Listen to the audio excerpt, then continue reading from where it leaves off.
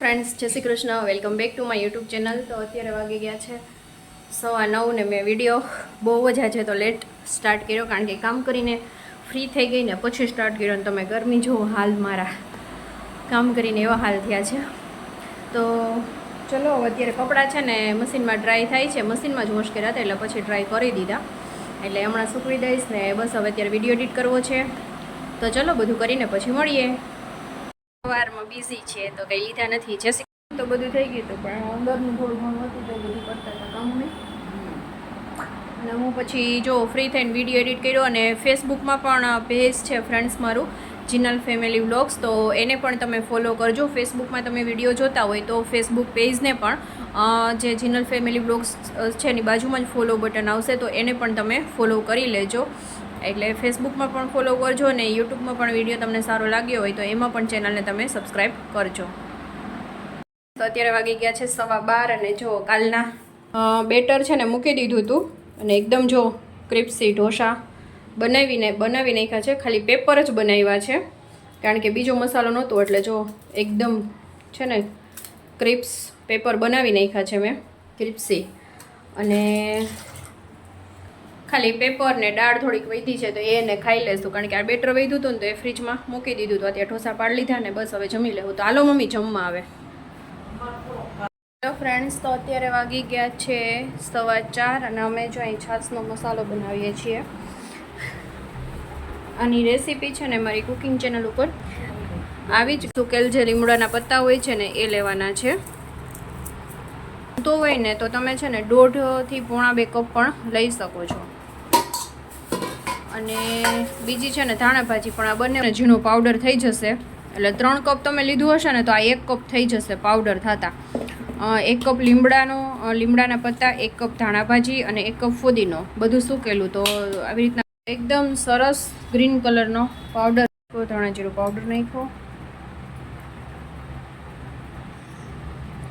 હવે આમાં આપણે એડ કરી દીધું છે આમચૂર પાવડર, જે 3 ચમચી લીધો છે. અને બીજું અમે એડ કરીશ જલજીરા પાવડર, નહીં ધાણા સંચળ પાવડર. હવે હમણાં ટેસ્ટ કરી હવે સરસ રીતે મિક્સ કરી દેવાનું.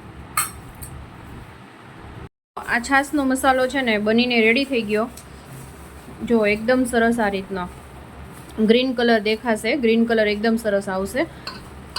અને આ છે ને તમે સોડામાં પણ વાપરી શકો, એટલો સરસ ટેસ્ટી બનશે. તમે જરૂરથી એક વખત ટ્રાય કરજો, બહુ સરસ બને છે. અને છાશમાં તો બહુ જ સરસ. અત્યારે ગરમીમાં ઠંડી છાશ હોય ને મસાલો એડ કર્યો હોય તો વાત જ પૂછું મને. બધામાં જે સામગ્રી એડ કરેલી છે આપણા શરીર માટે બધી ઉપયોગી છે, એ જ બધી સામગ્રી આમાં આપણે એડ કરેલી છે.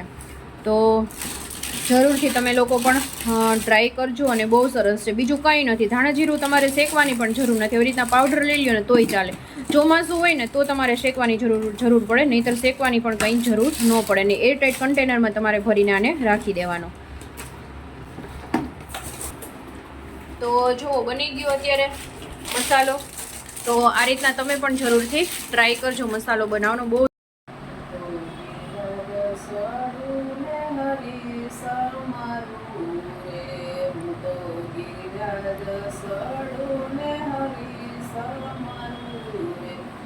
મારું જીવન ધાન્ય બની જાય, હું તો ગિરિરાજ સડું ને હરી સમરું રે. મારી સાથે ભગવતીઓનો સંગાત છે રે. જય નિરખું ઓ નાથનો નાથ, હું તો ગિરિરાજ સડું ને હરી સમરું રે.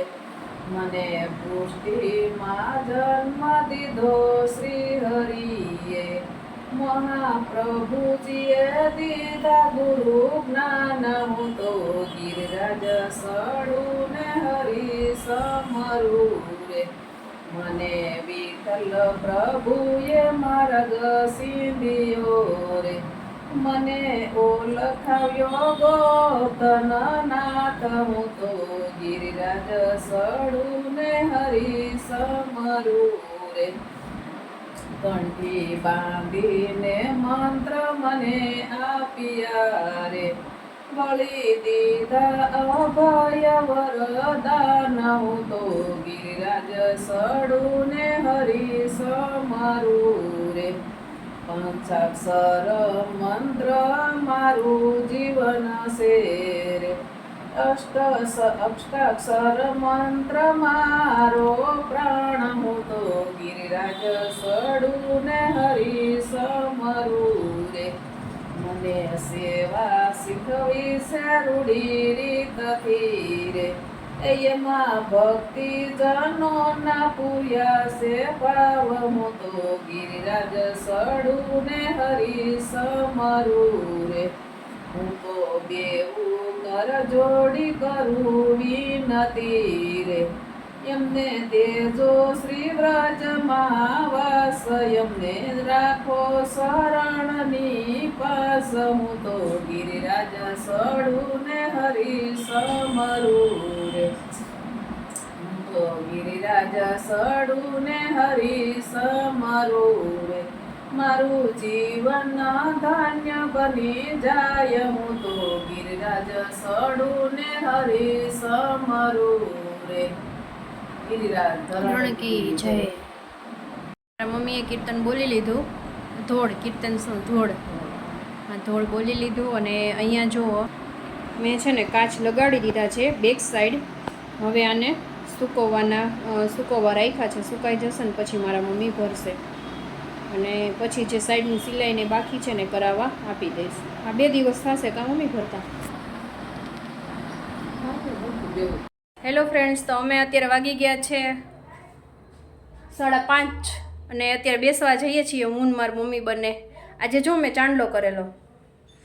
અત્યારે વાગી ગયા છે 7:30 અને બેસવા ગયા હતા ને તો બસ જસ્ટ થોડીક વાર થઈ આવ્યા, કપડાં ચેન્જીસ કર્યા કારણ કે હદ બારી બહુ ગરમી થાય છે અને અત્યારે હાંડવાનો પ્રોગ્રામ છે તો બસ દૂધીને એવું એડ કરવું છે એટલે તો જો ફ્રેન્ડ્સ એકદમ મસ્ત આથો આવી ગયો છે. મેં સવારે જ પલાળ્યું હતું, એ તમારે છે તમે જોઈ શકો છો, હું તમને બતાવું છું. એકદમ મસ્ત આથો આવી ગયો છે. તો અહીંયા તેલ મૂકી દીધું છે મેં, એ વાળું તેલ લીધું છે. આપણે પહેલાંનો વઘાર કરવાનો છે. તો આવી રીતના છે ને 2 મિનિટ એને સોતે કરી લેવાનું કે એકદમ સરસ રીતે થઈ જાય. કાચા જેવું ને ન લાગે એટલા માટે.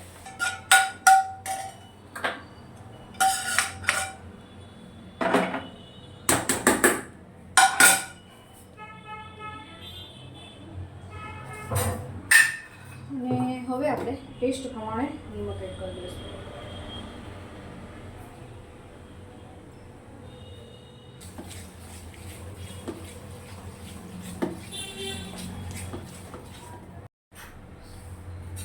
તો ફરી એ જ પેનમાં તેલ મૂકી દઈશું.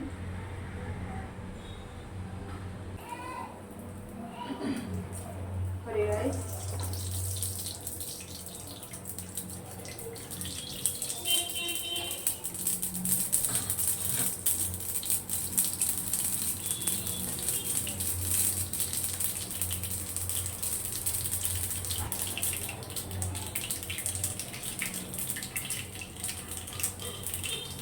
છે ને ક્રોસ કરી નાખવાના. ફરી તલ,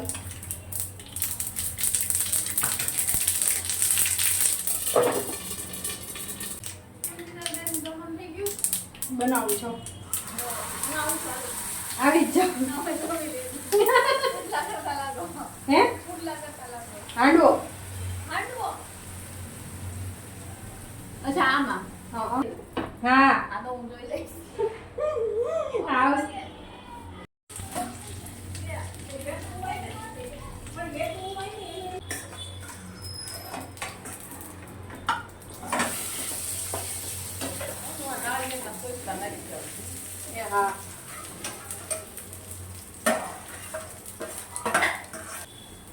ફરી ઢાંકણ ઢાંકી દેવાનું. તો બીજો હાંડવો મેં મૂકી દીધો છે અને અહીંયા જો આપણો હાંડવો મસ્ત મજાનો રેડી થઈ ગયો છે. જુઓ તમને બતાવું, એકદમ પતલો અને જો બેક સાઈડ એકદમ સરસ પાકી ગયો છે અને આગળથી જો એકદમ ગરમ છે એટલે મારા હાથમાં ધગે છે, લેવાતું નથી. તો ચલો હાંડવો રેડી થઈ ગયો મસ્ત. સરસ બની ગયો મમ્મી. તો જો ગરમીનામાં છે ને હાલ બે હાલ થઈ ગયા છે આપણે હાંડવામાં. તો આપણે થોડોક ગાયનો ભાગ કાઢી લઈએ, કારણ કે ગાયનો ભાગ કાઢવો જરૂરી છે ને એકદમ મેં તમને બતાવ્યું જો કટિંગ કર્યું ને ત્યાંથી બીજો છે ને. તો મસ્ત થઈ ગયો છે ને બીજો પણ મેં હાંડવો મૂકી દીધો છે. તો આવી જાઓ બધા હાંડવો ખાવા માટે. અને મારા મમ્મી અહીંયા શું કરો છો મમ્મી? ધાણા ભાજી બીટે છે મારા મમ્મી. તો ચલો હવે વિડીયોને અહીંયા એન્ડ કરું છું. હવે હું પ્રોપર બધું હાંડવું બનાવી લઉં. આ તો તમારી સાથે મેં રેસીપી શેર કરી. તો વિડીયો સારો લાગે તો લાઇક શેર અને સબસ્ક્રાઈબ કરવાનું બિલકુલ ભૂલતા નહીં. તો મળતા રહીશું નવા ફ્રેશ બ્લોગ સાથે. ત્યાં સુધી જય શ્રી કૃષ્ણ.